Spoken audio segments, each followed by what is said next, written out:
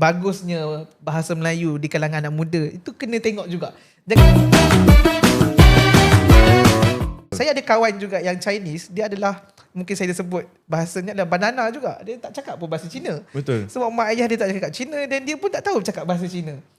So dia cakap English dan Malay dia pun taklah bagus sangat. So kita nak cakap, adakah dia sekolah biasa lah, SMK biasa kan, Subang, budak Subang standard, SMK biasa, sekolah kerajaan, tapi pun bahasa Melayu pun taklah bagus sangat. So kalau katakan nak kata yang ikut SPM betul pun, kita belum tentu lagi bahasa Melayunya baik. So itu yang saya rasa kita kena lihat secara seluruhnya. Adakah bahasa tahap bagusnya bahasa Melayu di kalangan anak muda, itu kena tengok juga.